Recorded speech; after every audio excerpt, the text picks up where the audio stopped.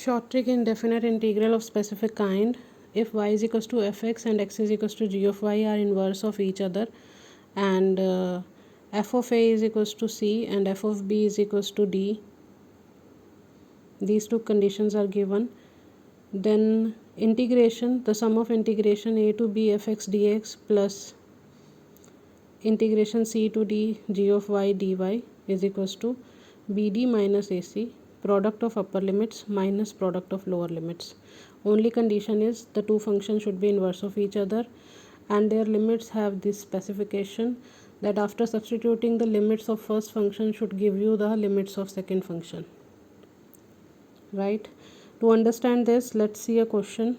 0 to 1 integration e to the power x plus 1 to e integration log of x dx. First of all, you must know exponential and log x are the inverse function. Now to check the limits, I'll substitute lower and upper limit of first function, like e to the power x at 0 is 1, e to the power x at 1 is e, and these are the limits of another function. So answer is product of upper limit minus product of lower limits, e here.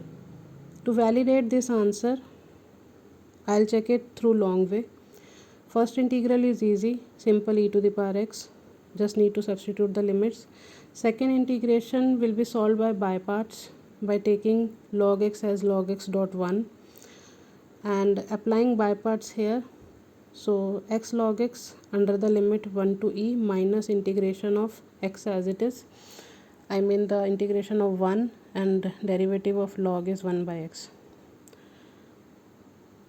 So after simplifying, you will see here it is e minus 1 plus log e is 1, log 1 is 0, so plus e and e minus 1 from the last term. So this is, after simplification you will be getting e only. So this means the result is validate. Now another question, integration 1 to 2 x square plus 1 to 4 root x. Square root and square are inverse function. You can see how we check inverse function. Let y is equals to x square, the first function, then find x in terms of y. X will be root y, right? Now replace the role of x and y, you will be getting root x as another function.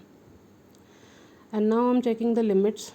Limits in first function.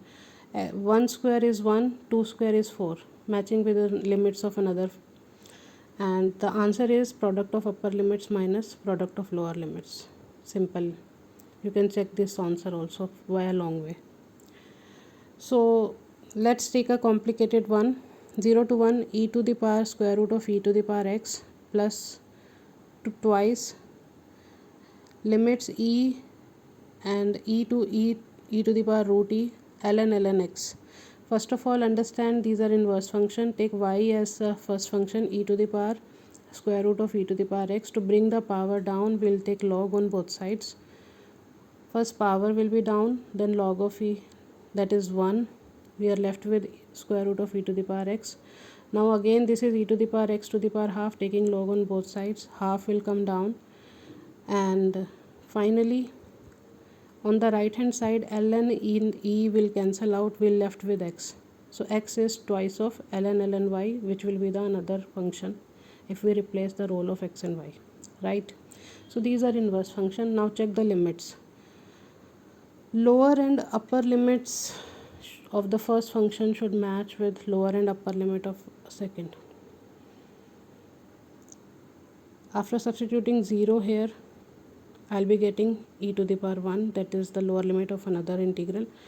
After substituting 1 in first function, I'll be getting upper limit of another integral.